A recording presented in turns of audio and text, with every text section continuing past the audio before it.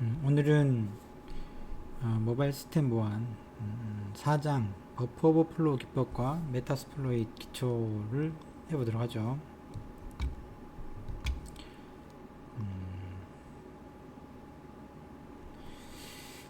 먼저 그 책에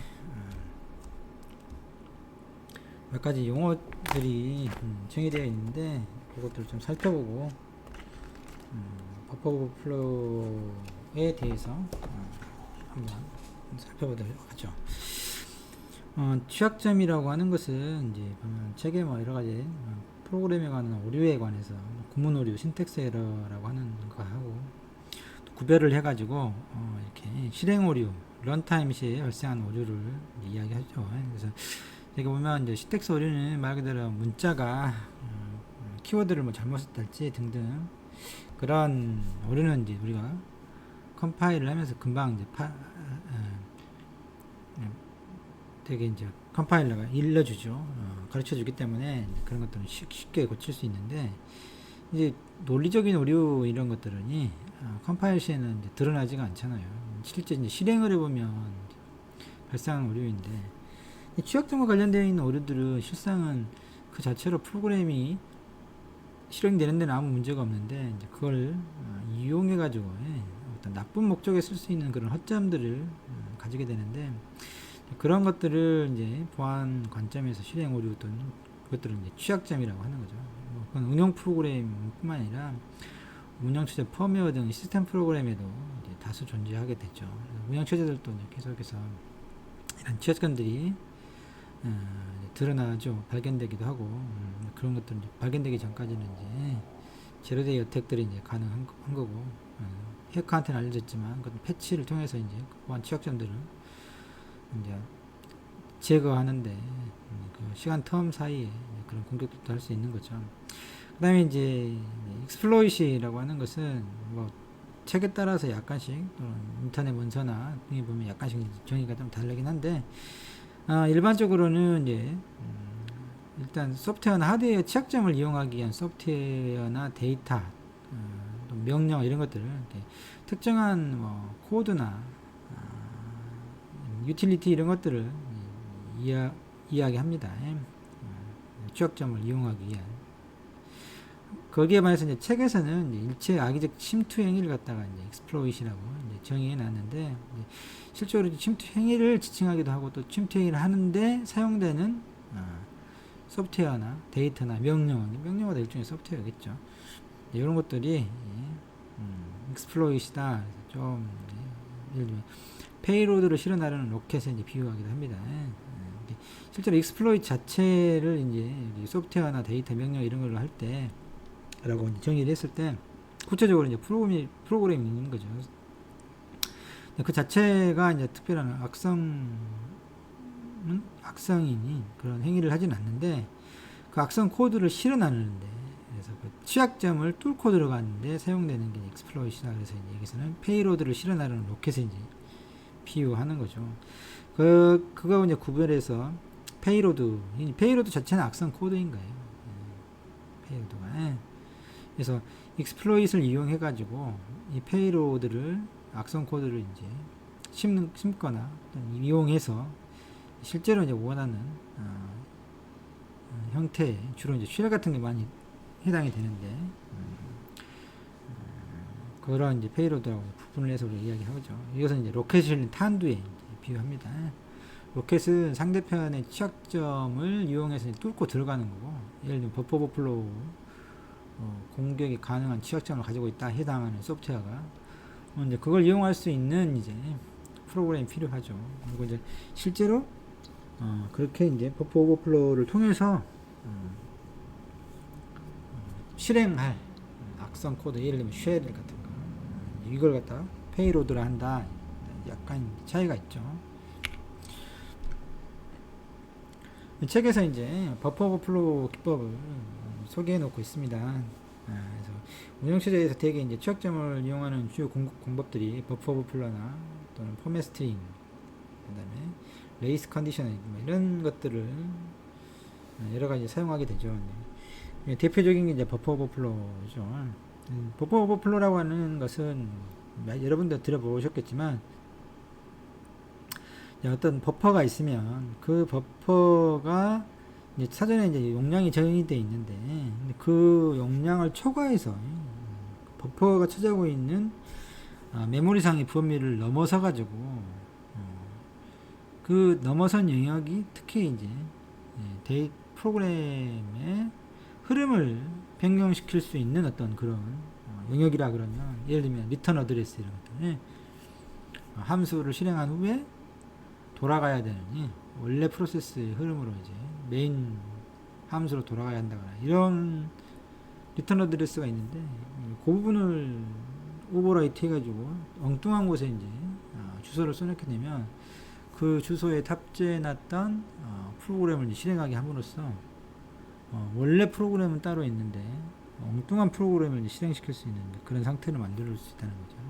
이런 것들이 이제 버퍼 오버플로우 넘친다 이거죠. 버퍼가 넘친다. 오버플로우라고 하는 게 넘치는 걸 이야기하잖아요. 그래서 원래 할당되어 있는 어떤 버퍼의 메모리 공간이 그 범위보다 더 넘어서도록 뭔가 데이터를 주입해 가지고 그래서 그 버퍼에 할당되어 있는 메모리 공간 이상의 영역에다가 특히 이제 그 부분이 리턴 어드레스 같은 그런 프로그램의 실행에 관한 흐름을 변경시킬 수 있는 그런 주소 공간이라 그러면 거기에다가 전혀 엉뚱한 걸 이제 엉뚱한 주소지를 써놓아버렸어.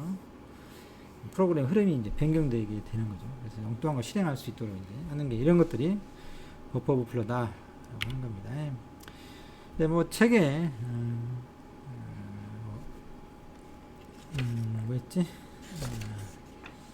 레드햇 6.2 버전으로 실습한 내용이 이제 쭉 되어 있는데 제가 레드햇 6.2를 구하지 못해서 우분투 7.04를 가지고 이제 실험을 했어요. 이제 해킹 공격 예술자원 책에 딸려온 CD에 있는데 거기에서 이제 해봤는데 책하고 약간 이제 차이가 있긴 한데 뭐 방법은 거의 똑같습니다. 일단 책에 있는 코드를 그대로 이제 써봤어요. 그래서 여기 보면 핵이라고 하는 함수를 하는 이제 시언어 여러분들 배웠으니까 알겠죠? 함수가 있어요. 뭐 별건 없고 핵이라고 하는 함수를 하는 일은 요 congratulations hacking success라고 하는 축하한다 해킹이 성공했다 뭐 요것만 이제 출력해주는 간단한 함수인 거죠. 그 다음에 실제 이제 메인 함수를 들여다보시면 그 다음에 메인 함수 내에서는 지금 버퍼가 20바이트로 되어 있죠. 이걸 공격해 보려고 하는 건데 여기에다 버퍼 오버플로우를 발생시켜 가지고 먼저 이제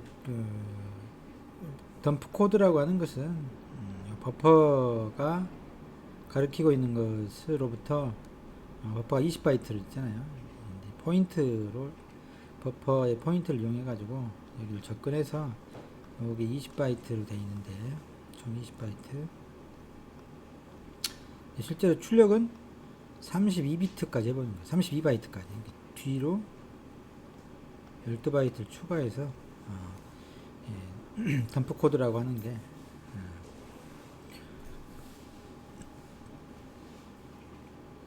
이걸 담아 놓는 거죠. 그래서 이제 그걸 출력을 해본다. 16진수로. 그 다음에는 이제 이 덤프 코드는 여기 요 헤더 파일에 있어요. 그 다음에 이제 스트링 카피 요게 이제 문제인 거죠. 요 스트링 카피라고 하는 함수가 이 사실 우리가 20바이트를 전제라고 했지만 스트링 카피라고 하는 것은 바이트 수를 고려하지 않고 이 버퍼에다 카피를 해버려요. 그래서 지금 함수를 실행시킬 때 첫 번째 인자값이 요 지금 오버플로우 점 실행하면 쉘에서 실행시킬 때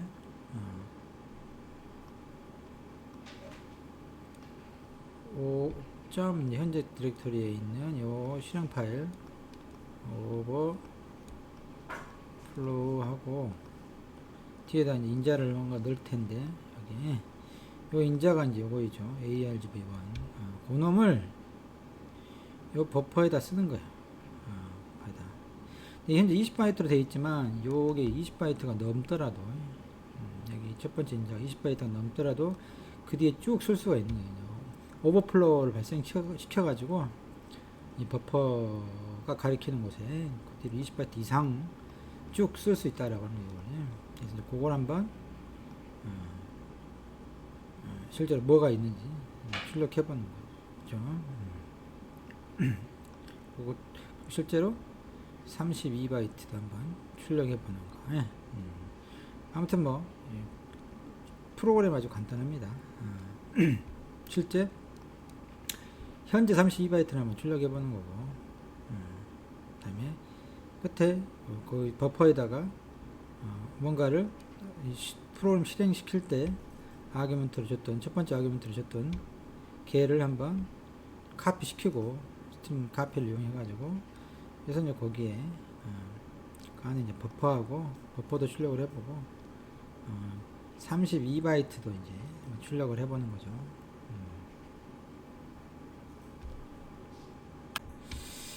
다시 한번 이야기하면 32바이트 출력 버퍼 이건 주소네요. 주소 버퍼의 첫 번째 주소의 그 위치 그 다음에 이것은 카피를 하고 아규먼트 실행 시에 첫 번째로 줬던 아규먼트를 카피 버퍼에다 쓰고 그 버퍼의 20바이트 그 다음에 버퍼의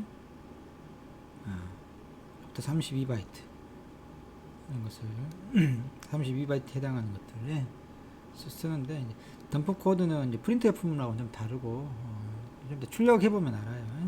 덤프 코드에서 그 해당하는 32바이트를 주소와 함께 쭉 써주는 그런 형식인데 보도록 하죠.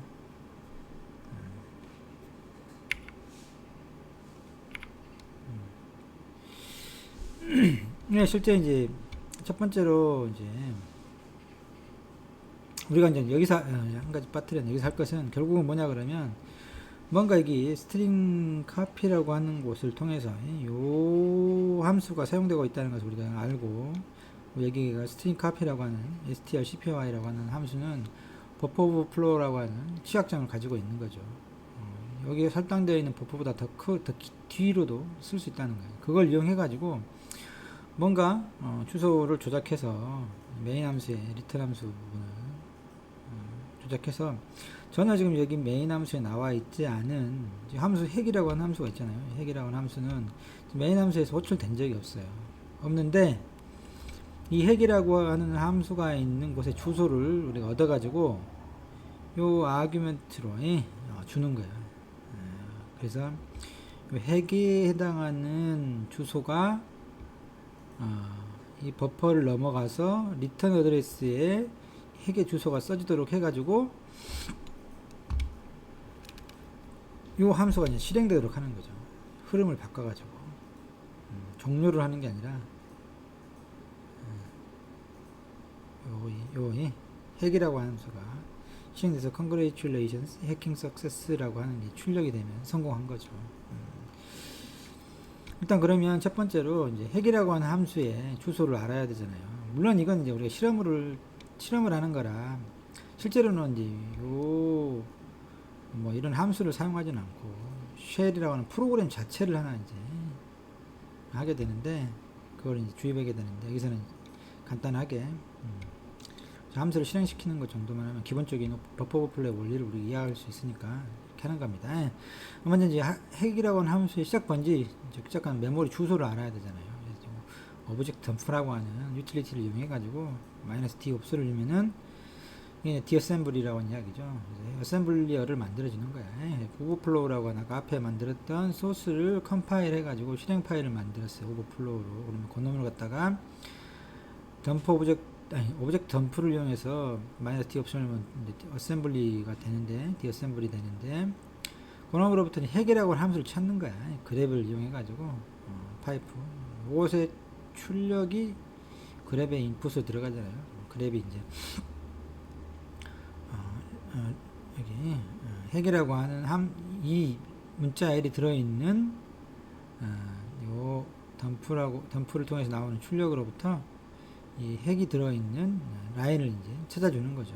이게 마이너스 A2라고 하는 애프터 2인가? 그래서 이제 그 핵이라고 하는 문자열이 있는 라인하고 그 뒤로 두 줄 더 써라라고 하는 거예요. 그래서 보면 이제 실제로 오브젝트 덤프를 출력해 보면 쭉 써지죠. 어셈블리하고 쭉 써지는데 오버플로우에 해당하는. 근데 핵이라고 하는 함수, 요 글자가 있는 곳을 라인을 찾으면 이렇게 있어요. 이렇게 핵이라고 써져 있잖아요. 이건 오브젝트 덤프에 있는 내용이에요. 그렇게 하고 두 줄 더 정도, 아래 두 개 줄 정도를 지금 출력해 주는 거죠. 하지만 어쨌든 중요한 것은 우리는 요거다, 요거. 빨간색으로 되어 있는 요것이 이제 핵이라고 하는 함수가 있는 위치한 주소인 거예요. 주소. 요걸 이제 알고 있어야, 우리 외우고 있어야죠. 근데 이제 한 가지 더 이제 알아야 될 게 이제 리틀 엔디안과 빅 엔디안이라고 하는 주소 표기 방법에 대해서 여러분들이 네트워크나 네트워크 같은데 배웠을 거라고 생각이 드는데, 그게 리틀 엔디안과 빅 엔디안이 있죠. 보면 이제 여기 이제 뭐 숫자예요. 여기 이제 데이터가 있으면 똑같죠. 데이터가 있는데 이놈을 실제로 메모리에 한 바이트씩 이제 주소가 한 바이트 단위로 부여되는데 어떤 식으로 저장되느냐라고 하는 거예요. 빅 엔디안은 앞에 있는 가장 큰 수죠. 숫자가 1 지금 그 16진수로 써져 있는데 숫자 1, 2, 3, 4라고 하면은 1234면 이게 가장 큰 수야. 단위가 가장 크잖아요. 이게 most significant byte, 뭐 비트 이렇게 이야기를 하는데 가장 앞에 있는 거. 얘 가장 큰 수를 작은 메모리 주소에다 쓰는 거야. 이렇게 작은 메모리로부터 큰 메모리로 이렇게. 이걸 이제 빅 엔디안이라고 하는 거죠. 반대로 이제 반대로 쓸 수도 있죠. 작은 숫자를 작은 주소 공간에 거꾸로 쓰는 거, 거꾸로. 가장 큰 수를 가장 큰 주소에다 쓰는 거에 가장 뒤에 작은 숫자를 가장 작은 주소 이렇게 쓰는 걸 리틀 엔디안이라고 하죠. 우리가 사용하는 인텔 컴퓨터는 리틀 엔디안입니다. 리틀 엔디안. 그렇죠. 일반적인 네트워크 환경에서는 빅 엔디안을 써요. 빅 엔디안이. 어쨌든 이제 우리가 사용하는 컴퓨터가 인텔 컴퓨터 CPU 칩이 리틀 엔디안이기 때문에 요렇게 고려를 해야 돼서 이렇게 고려를 돼서 우리가 나중에 주소를 쓸 때 거꾸로 써야 돼. 거꾸로. 이게 0804 85BF가 이게 주소이지만 한 바이트씩은 요거 이렇게 두 문자씩 한 바이트잖아요. 16진수로 쓸 때 이게 리틀 엔디안이기 때문에 거꾸로 써줘야 돼. 첫 번째 가장 낮은 주소 공간에다가 가장 오른쪽에 있는 거에 가장 작은 단위의 수를 쓰고, 그 다음에 이제 두 번째 건 이렇게 쓰죠. 그 다음에 요거 이렇게 이 부분을 일단 알고 있어야 된다. 그러니까 지금 핵이라고 하는 거예요. 우리가 요걸 실행시키려고 하는 거잖아요. 원래 메인 함수에 없는 흐름이지만 그래서 그거의 주소를 알고 있어야 되고, 그 주소를 사용할 때는 이게 리틀 엔디안이기 때문에 바이트 단위로 거꾸로 써줘야 된다. 이걸 알고 있어야 된다라고 하는 겁니다. 그 다음에 이제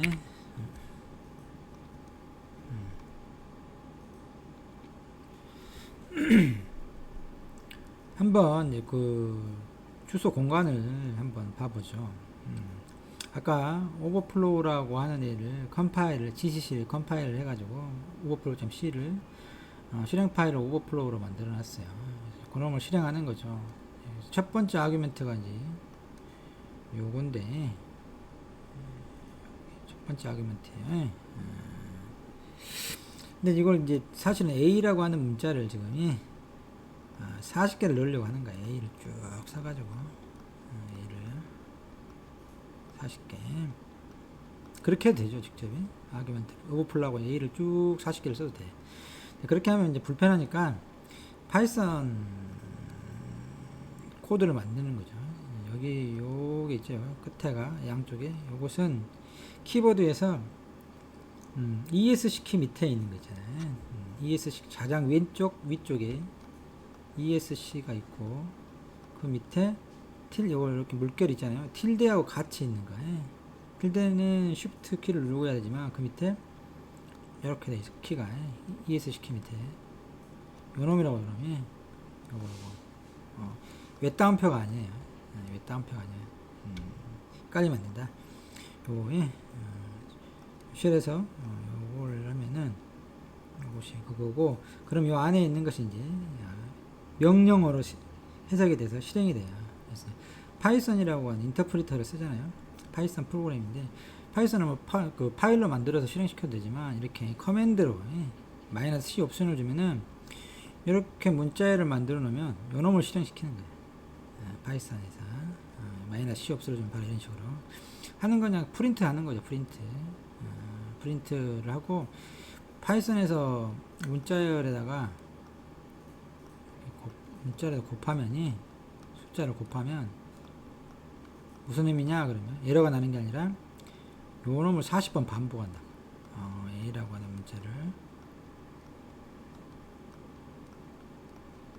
쭉 해가지고 이렇게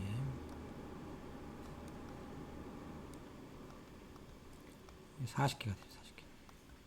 40개. 결국 요 의미는 요건 뭐냐 그러면 파이썬을 이용해 가지고 A라고 하는 문자를 40개짜리 문자를 만들어서 요 놈을 아규멘트로 써라 라고 하는 거죠.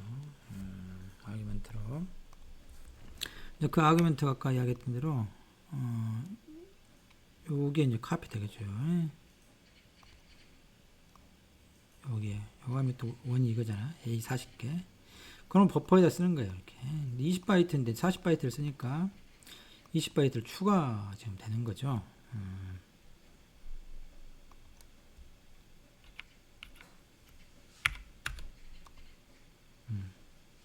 그래서 이제 그렇게 출력해 보면 앞에는 이제 여기 40개 A를 스트링 카피 하기 전에 이제 부분이고, 전에 요 부분은 이제 그 뒤에 부분이죠. 출력에 지금 이게 이제 덤프와 있던 거죠. 덤프 코드인데 이것은 카피 이전 A 40개를 카피한 거예요.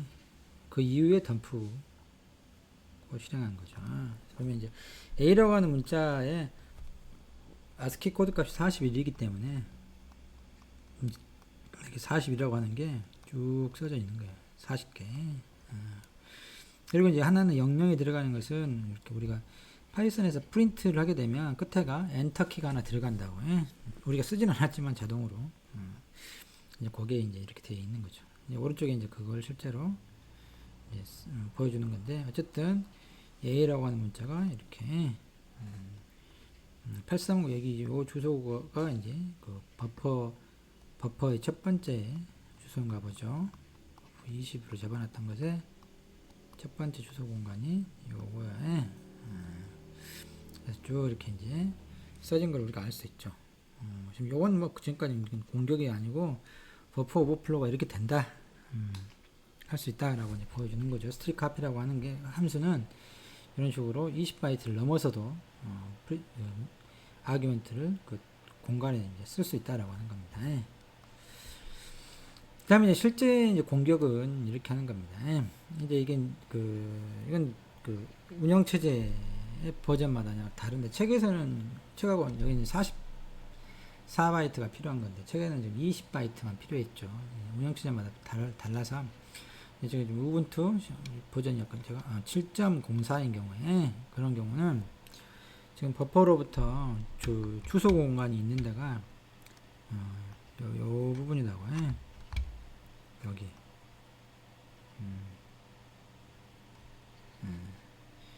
여기여서 A로 쭉 채우고 여기가 이제 리턴 어드레스가 있는 공간이에요.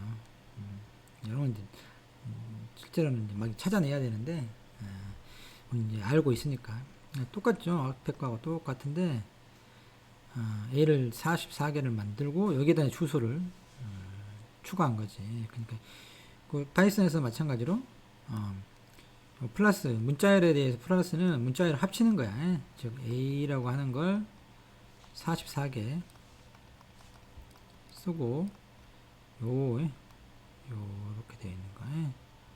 요걸 뒤에다 이제 붙이죠. 아까 이제 그 주소야. 핵이라고 하는 함수의 주소를 리틀엔드한 형태로 표기해 놓은 거죠. 16진수로 해서. 그래서 스트링 카피하게 되면 메모리에 이렇게 A라고 문자에 해당하는 44개가 41로 쭉 써주고, 그 다음에 여기가 BF800408이라고 하지. 그럼 여기 써지는 거지. 그래서 요게 이제 아까 앞에 봤던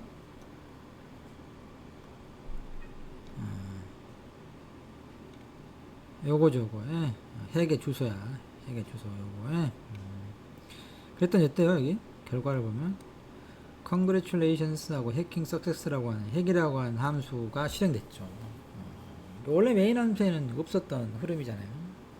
핵이라고 하는 함수를 호출한 그런 메인 함수는 없는데, 이렇게 리턴 어드레스를 우리가 버퍼 오버플로우를 이용해 가지고 그 주소까지 찾아가서 그 리턴 어드레스에다가 이렇게 써주면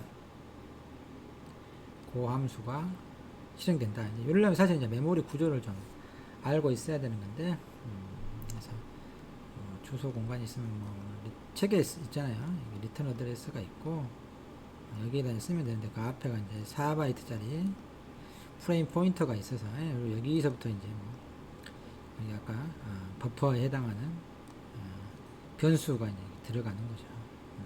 변수가 들어가 쭉 이렇게 써나간다고. 아래 주소로부터 위 주소로 써나가죠. 그래서 여기 프레임 버퍼에 해당하는 이 부분도 채우고 4바이트를, 그 다음에 여기다가 이제 리턴 어드레스 주소에다가 원어를 이제 쓰도록 만드는 거예요. 그러면 프로그램이 실행되면서 리턴 어드레스를 보고 요 주소로 이제 프로그램의 흐름이 제어권이 넘어가는데, 그때 그 주소가 이제 핵이라고 하는 함수가 있는 공간인 거죠. 그래서 거기가 실행돼 버린다고. 그래서 이렇게 되고, 세그멘테이션 폴트가 일어나는 거는 이제 끝에 0이 들어가고 그래서 이제 문제가 발생하게 되는데, 이제 이런 부분이 나중에 여러분들 실제로 제대로 된 악성 코드를 만들 때는 이제 다 감안해가지고 세그멘테이션 폴트가 발생하지 않도록 이제 해줘야 되는 거죠. 어쨌든 이런 식의 이제 우리가 개념 정의는 할 수 있겠죠. 즉, 이런, 다시 한번 보자 그러면, 이렇게, 스트링 카피라고 하는 이런 함수가 버퍼 오버플로의 취약점을 가진 함수인 거예요. 즉, 버퍼가 20바이트로 되어 있는데, 20바이트 위쪽에가 이제 프레임 버퍼가 있고, 리턴 어드레스가 이렇게 있다라고 하는 주소, 메인 메모리의 구조를 우리가 알고 있기 때문에, 그리고 이 스트링 카피는 이 버퍼 20바이트 잡힌 애들보다도 더 많이 위까지 이렇게 쓸 수 있다라고 하는 걸 가능하다는 취약점을 가지고 있다는 거죠. 그래서 거기에다가 적절하게 바이트 수를 잘 계산해 가지고 요 리턴 어드레스 부분에다가 자기가 원하는 코드가 실린 곳에 주소를 여기다가 집어넣어주면 제 흐름이 리턴이 다른 데로 가야 되는데, 원래 메인 함수에서 이쪽으로 가버린다는 거죠. 요거 실행돼 버린다. 이게 이제 버퍼 오버플로의 기법인 겁니다. 아주 간단한 초급적인 기법이거든요. 요걸 여러분들 혹시 실험을 해보기 위해서 제가 나중에 그 운영체제를 올려놓을 건데, 하는 방법을 제가 잠시 보여드릴게요. 보면 이제 이 코드는, 이 프로그램은, 이 운영체제는 어디서 가져왔냐 그러면 잠깐만요. 요 책입니다. 해킹 공격 예술이라고. 잠깐만 설명을 드리고, The Art of Exploitation이라고 하는 책이죠. 좀 오래된 책이에요. 오래된 책인데, 아주 이렇게 버퍼 오버플로우 공격이나 아까 베이스 컨디션이나 포맷 스트링 같은 그런 고전적인, 그러면서 현재 가장 사용되고 있는 그런 해킹 기법들이 아주 디테일하게 잘 써져 있어요. 좀 약간 두껍고 C어나 어셈블러에 약간 약하면 좀 힘들긴 하지만 두고두고 공부를 해볼 만한 책입니다. 이 책을 사면은 거기에 이제 요 해킹 그 이런 오버플로우랄지 버퍼 오버플로우랄지 이런 공격 기법들을 해볼 수 있도록 운영 체제를 CD로 깔려 팔아요. 제가 이제 그걸 가져다가 여기 버추얼 박스에서 사용할 수 있는 형태로 지금 바꿔놔서 여러분들이 그걸 사용해 보면 됩니다. 나중에 이제 제가 다른 데다가 올려놓겠습니다. 근데 이제 하는 방법은 어떻게 하냐 그러면 버추얼 박스 새로 만들기를 하고 이름은 뭐 해킹이라 쓸까요? 이렇게 쓰고 그 다음에 리눅스죠. 이것도 아까 우분투여서 우분투 뭐 32비트짜리 거야. 이렇게 하고 다음 한 다음에 메모리는 이 정도면 충분하고 기존 가상 하드디스크 파일 사용 이렇게 씁니다. 이거 새로 ISO 파일로부터 버추얼 박스에다가 새로 설치를 할 게 아니고 그건 이미 이제 버추얼 박스용으로 변경된 포맷이 변경된 것을 갖다가 우리가 사용할 거니까 기존 가상 하드디스크 파일을 사용한다라고 합니다. 이렇게 하면 자 보면 이제 여기다 추가해 가지고 저는 지금 다운로드에 여기 있어요. VMDK라고 하는 파일이 있죠. 두 개 중에 앞에 1KB짜리 된 걸로 하면은 사실은 요 두 개 연결되어 있는데 이걸 해서 이렇게 하게 되면 이렇게 더블 클릭 해줍니다. 그러면 그게 선택이 됐잖아요. 만들기 이렇게 하면 끝이에요. 칼리 리눅스처럼 ISO 파일, 이미지 파일을 가져다가 설치해야 될 필요가 없다고. 이건 아예 ISO 파일을 가져다가 버추얼 박스에 바로 실행할 수 있는 형태로 VMDK 형태 포맷을 이미 해놨기 때문에 바로 이렇게 하고 실행시키면 됩니다.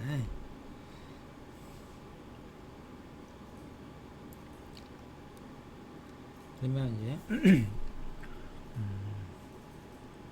좀 시간이 약간 걸리긴 한데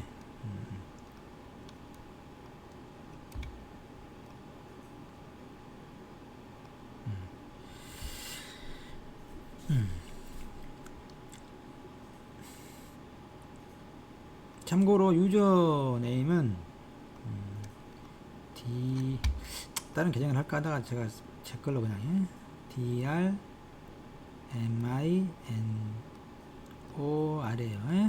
DRMINOR 여기다가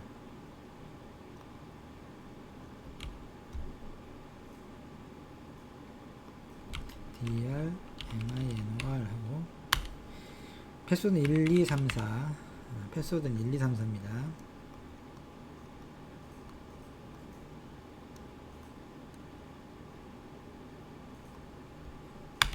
엔터를 치면 이제 로그인이 되죠.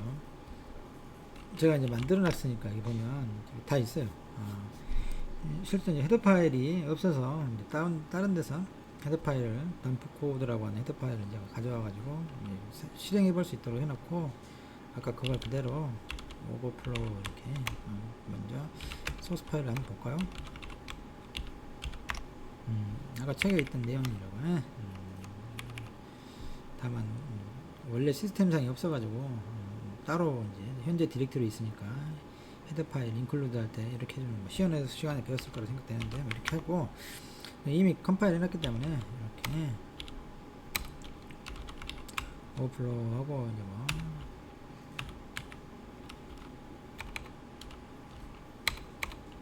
파이썬 이렇게 책에 있는 대로 이제 치면 됩니다. 마이너스 C 하고 뭐 프린트 여기는 이제 컴마야 컴마 요 끝에 요거하고 제일 마지막에 있는 것만 그 ESC 밑에 있는 그걸 쓰면 되고 나머지는 컴마나 일단 여기는 이제 쌍따옴표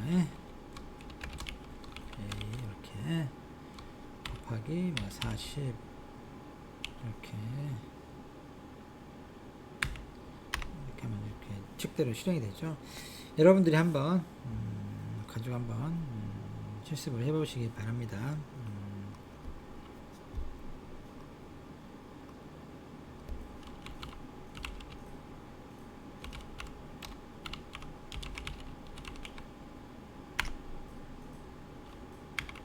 루트 패스워드 1, 2, 3, 4예요. 이런 식으로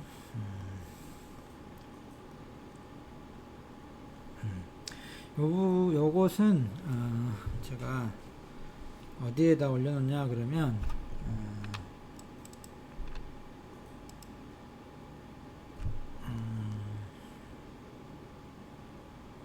어디에다 올려놓고 있냐면 210.3.80.214번에 여기에다 올려놓을 겁니다. 아이디는 모바일이고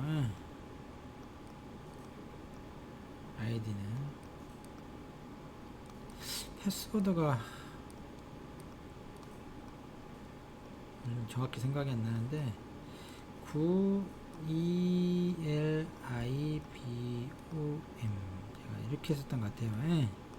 요걸 모바일을 거꾸로 뒤집고 양쪽 끝에 굿자를 붙인 거예요. 정확한 것은 제가 올려놓고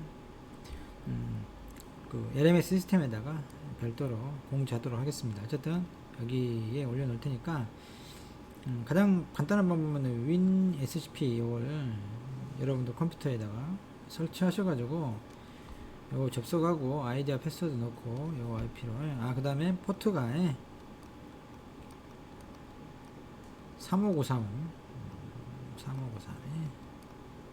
원래 22번 SCP 같은 게 이제 시큐쉘이 22번인데 학교 시스템에서는 네트워크에서는 22번은 막아놔 버려가지고 사용할 수 없어요. 그래서 시큐쉘에 포트를 3593으로 변경시켜 놨고 지금 서버를 실행시켜 놨기 때문에 요 정도 될 겁니다. 제가 정확한 거 다시 써놓을게요. 그렇지만 210-9380-214로 아이디는 모바일, 패스워드는 9ELIBOM 9 이렇게 하고 포트도 3593으로 변경해 놓고 WinSCP를 설치해서 접속하면 된다. 다운받으면 된다. 해당하는 아까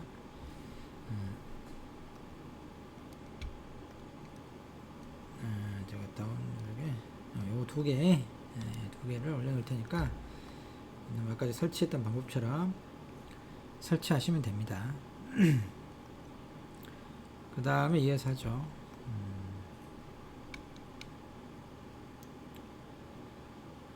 그 다음에 이제 이런 식의 버퍼 오버플로가 가능하기 때문에 이제 그걸 방지하는 기법들이 있겠죠. 첫 번째 몇 가지 있는데 아까 이제 처음에 하는 방법은 그런 strcpy 같은 이런 함수를 쓰면 안 된다는 거예요. 이런 함수 쓰지 마라. 대용으로 strncpy가 있죠. ncpy n이 들어가는 거예요. 다른 버전에 되어 있습니다. 이건 이제 바이트 수를 지정해줘 버리는 거예요. 몇 바이트다, 20바이트다. 이렇게 하면은 그 버퍼 오버플로우 형태로 더 쓸 수가 없다고. 딱 20바이트에서 멈추도록 되어 있어요. 이런 스트링 앤 카피. 그걸 쓰면 된다. 그렇지만 이건 뭐 시스템 관리자가 할 수 있는 일은 아니고 운영 프로그램을 만드는 사람이 이제 해야 될 일인 거죠. 거기에 비해서 이제 이런 것들이 이제 이런 버퍼 오버플로우 방지 기법이 시스템상으로 이제 할 수 있도록 되어 있습니다. 첫 번째 데이터 실행 방지라 그래서 DP 데이터 엑스큐션 프리벤션 이런 게 시험에 가끔 보안 기사 같은 데 나오는데 다음 중 버퍼 오버플로우 방지 기법에 해당하는 것, 뭐 아닌 것, 어떤 걸 설명하고 이제 하는 것 고르는 건데 보면 기본적으로 이제 DP라고 하는 데이터 실행 방지 기법이 적용되지 않은 운영체제에서 그 스택이나 힙을 메모리 공간을 뒤져보면 요 부분이 주소 공간들이 지금이 여기 보면 요건 힙이죠. 요 공간 힙이고 스택 이런 것들인데 이런 부분이 이제 데이터가 써지잖아요. 근데 거기 보면 지금 execution이 있어요. X라고 하는 실행시킬 수가 있도록 되어 있죠. 그래서 아까 그런 함수, 핵이라고 하는 함수 이런 것들, 또 이제 그런 악성 코드를 이런 힙이나 스택에다 올려놓고, 거기 있는 주소를 넘겨주면은 그게 실행이 돼버리는 거죠. 근데 아예 원천적으로 요 안에서 스택이나 힙에서는 그런 코드가 실행되지 않도록 이 X를 꺼버리는 거죠. 그래서 이제 DEP가 적용되는 경우면 이렇게 다 X가 없잖아요. 스택에가. 리드라이트만 가능하지. 실행은 할 수 없더라고. 이게 이제 데이터 실행 방지 기법인 거예요. 적용됐으면 이렇게 된다. 아까 때 P는 뭐 프라이빗이라는 이야기예요. 쉐어드하고 요 공간이 공유 공간이냐 아니면 개인 공간이냐 이렇게 하는 거예요. 뭐 쉐어드 메모리 뭐 이런 게 있잖아요. 그게 아니고 여기는 프라이빗이다라고 하는 거죠. 뭐 이런 것들을 확인해 볼 수 있는 게 좀 있으면 체계가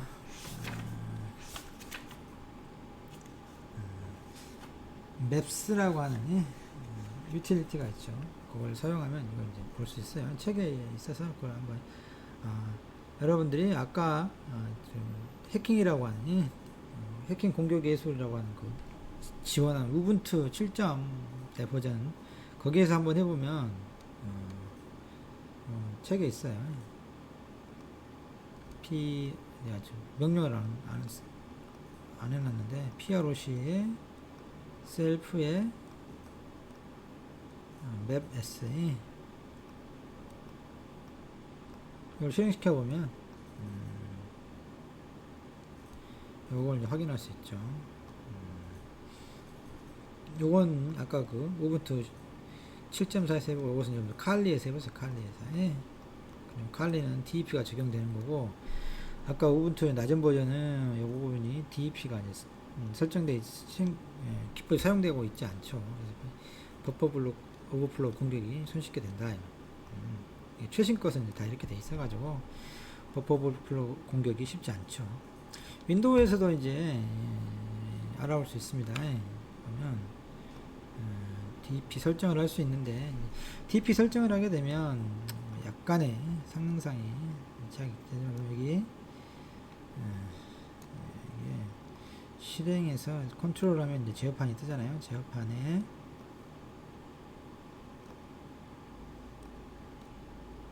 왜 안 되니? 이게 시스템 보안 있고, 거기에 시스템이 있죠. 고급 시스템 설정을 보면은 고급의 성능이 있어요. 고급의 성능이 여기를 설정하게 되면 데이터 실행 방지라고 하는 게 있잖아요. 그래서 실행 방지를 어느 정도까지 적용시킬 거냐, 그래서 이제 선택할 수 있도록 윈도우에서는 이런 게 있다 이겁니다. 또 한번 뭐 확인해 보도록 하고 그 다음에 이제 또 하나가 주소 공간 설계 난수화. 최근에는 이름을 좀 달린 주소 공간 임의 추출이라고 번역을 했는데 이게 다른 곳에서는 주소 공간 설계 난수화라고 하는 이름을 붙여요. 우리나라 말로 ASLL Address Space Layout Randomization이라고 해서 ASLR 기법을 이제 사용하기도 합니다. 위에 건 이제 그 ASLR이 적용되지 않은 경우고 밑에 건데 적용된 거죠. 뭐가 차이냐 그러면 스택 공간을 그때그때마다 이 랜덤하게 줘버리는 게 랜덤하게 스택 공간 주소를 지금 난수화가 안 된 경우는 이렇게 아까 맵스라고 하는 요걸 그 실행해 보면 그때마다 스택에 해당하는 공간이 똑같아. 주소가 똑같죠. 두 번째도 세 번째도. 근데 이게 난수 설계 주소 공간 난수 설계가 ASLR이 설정되어 있는 경우라 그러면 요 맵스를 실행시킬 때마다 보면 주소 공간이 달라요. 다르죠. 요 첫 번째 했을 때하고 두 번째 했을 때 공간이 다르죠. 요건 같은데 그건 달라. 세 번째도 다르죠. 이런 식으로 하게 되니까 실행시킬 때마다 이게 주소가 달라져 버리니까 아까 버퍼 오버플로우 공격을 할 수가 없죠. 주소가 달라져 버렸어. 리턴 어드레스 아까 잘 처음에 맞춰놨는데도 알아놨는데 핵이라고 하는 함수에 리턴 어드레스 알아놨는데 그걸 넣으면 이제 다음에 실행시키면 변경돼 버리기 때문에 알 수가 없죠. 근데 물론 이제 해제를 할 수가 있어요. 여기 프로시저 시스 커널 랜더마이즈 va 스페이스라고 하는 요 텍스트 파일이야. 텍스트 파일 여기에다가 0을 써주게 되면 기법이 해제되는 거고 디폴트는 이제 ASLR이 사용되고 있으면 2로 되어 있는 숫자 2로 이 파일 열어보시면 여러분이 2자로 써져 있어요. 2자가 하나 딸랑 써져 있어요. 근데 그걸 0으로 잊어버리면 ASLR 기법이 해제되어 버립니다. 그래서 이렇게 이제 에코를 이용해 가지고 여기다 물론 열어 가지고 0을 써도 돼요. 열어 가지고 0을 써도 되는데 뭐 이런 식으로 이제 0으로 바꿔주면 이 부분이 다 똑같죠? 똑같이 나오잖아요. 주소 공간이 언제나 똑같아. 근데 이제 다시 2로 원래대로 해주고 캣 해가지고 이걸 그 파일 열어보면 숫자 2가 딸랑 써지는 거야. 이렇게 해주면 여기 0이 되고 그렇게 해주면 2로 이제 ASLR을 사용할 수 있도록 해놓으면 난수화 기법이 사용되니까 다 주소가 다르죠. 할 때마다 이렇게 이 방법도 버퍼 오버플로우를 공격을 방어할 수 있는 하나의 기법이다. 기타 방법으로 이제 소개되어 있는 게 스택 가드라고 하는 거, 카나리 기법이라고 하죠. 그다음에 스택 쉴드, 지금 스택 방패라고 번역이 되어 있나? 스택 방패라고 번역을 해놨네요. 카나리 기법이라고 하고 스택 쉴드라고 하는 건데 방법은 아이디어는 간단합니다. 카나리라고 하는 것은 새 이름이죠. 새. 카나리를 이제 새를 어떻게 이용하냐 그러면 굴을 파거나 뭐 이럴 때 가스가 이제 무색무취지만 사람한테 아주 유독한 가스를 나오는 뭐 그런 게 있을 수 있잖아요. 그래서 이제 이 새를 새장에다가 넣어가지고 갖고 들어가는 거예요. 그러면 이제 아무래도 새니까 부피가 작잖아요. 그래서 얘가 먼저 죽는다고. 독가스 같은 게 있으면 그걸 보고 이제 사람이 뭔가 안 좋은 뭐 가스가 있나 보구나 하고 이제 빠져나오는 거죠. 그때 그런 걸 이제 카나리를 쓸 때 쓰는 거여서 좋은 새한테 미안한 방법이죠. 그래서 이제 그런 데서 아이디어를 얻어서 이제 쓰는 건데 어떻게 하냐 하면 버퍼하고 그 다음에 그 리턴 주소 그 사이에다가 어떤 숫자를 집어넣는 거예요. 숫자를 아까쯤에 버퍼가 있었죠. 버퍼에 해당하는 거고 그 위에 스택 포인터가 있고 그 다음에 여기 이제 리턴 어드레스가 있는데 우리가 이렇게 쭉 써나갔잖아요. 이런 공간에다가 카나리라고 공간 여기다 숫자를 아무거나 1, 2, 3, 4처럼 써놓는 거야. 아니면 다 0을 써놓든 간에 아무튼 뭐 숫자를 써놓고 이쪽 값이 변경되면 이게 뭐가 쓰면 여기도 써야 되잖아. 그래서 쓰게 해가지고 거기 이제 변경된 걸 시스템이 알도록 하는 거죠. 이게 원래 값하고 다르면 실행을 안 시키는 거예요. 그래서 여기서 이제 숫자를 쓰는 방법이 뭐 종료 카나리 그것은 이제 다 이렇게 0을 쓰거나 늘 문자를 쓰죠.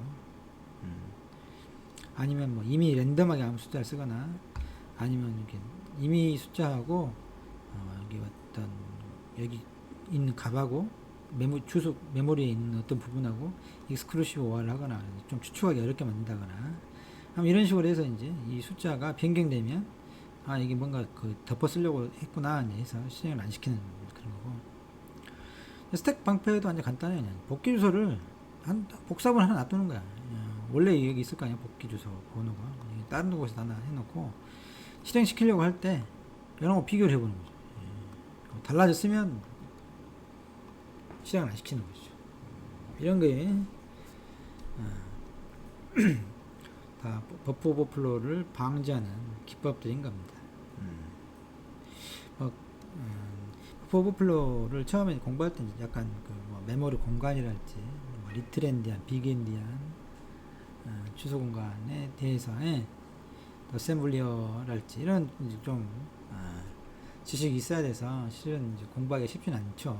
그렇지만 이제 여러분들이 고급의 전문가가 되려고 그러면 그런 것도 공부를 하고 어쨌든 뭐 이 정도의 버퍼 오버플로우에 대한 지식을 가지고 있어야 이런 형태로 공격이 이루어지는구나. 그래서 우리가 뭐 악성 코드를 집어넣었다고 했을 때 막연히 악성 코드가 실행되는가 보다라고 하는 게 아니라 그 악성 코드를 실행시키기 위해서 이런 노력들이 버퍼 오버플로우 스트링 카피라고 결국은 str 카피라고 하는 이 함수가 쓰였다라고 하는 걸 소스 코드로부터 우리가 알아내면이 이걸로부터 뭔가 그 시스템에 대한 정보를 가지고 있고 그래서 그게 위치가 어디고 리턴 어드레스가 어디겠구나. 아무튼 뭐 이런 것도 이제 차분히 추측해내야 되겠죠. 그래서 이제 악성 코드가 실행될 수 있도록 악성 코드를 만드는 게 중요한 게 아니라 그걸 실행될 수 있도록 하는 환경을 조성하는 그게 중요한 단계인 거죠. 아무튼 이렇게 해야 된다. 우리가 물론 이런 것을 일일이 지금 해보지는 않고 메타스플로이트라고 하는 게 사용 관련 툴이 이제 그런 걸 다 만들어 놨어요. 우리 그걸 사용하기만 하면 되는 겁니다. 하지만 그 밑바닥에는 그 백그라운드에는 이런 형태의 버프 오버플로우나 포맷 스트링 이런 방법들을 사용해서 취약점을 이용해 한다라고 하는 건 알고 있어야 된다라고. 아까 얘기했던 대로 해킹 공격 예술이라는 책이 좀 두껍기도 하고 오래되기도 했지만 한번 여러분들이 이걸 공부를 해보면 프로그램 실력도 늘 뿐더러 시스템에 대한 이해랄지 뒷부분은 이제 네트워크 공격에 관한 것도 있어요. 앞부분은 이제 버퍼 오버플로우, 뭐 포맷 스트링, 아이스 컨디션 뭐 이런 것들을 다루고 있지만 뒷부분에는 네트워크에 관련된 공격 방법도 있습니다. 그래서 아무튼 공부를 좀 해보도록 하죠. 이게 지은이는 외국 사람인데 번역가 중에 강유라고 하는 사람이 서울대학교에서 처음 우리나라에 해킹 동아리를 만든 사람이에요. 지금 서울대학교에 교수로 있죠.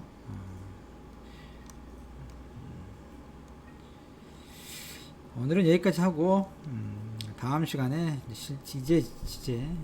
실제로 메타스플로잇을 사용해 보도록 하겠습니다. 수고하셨습니다.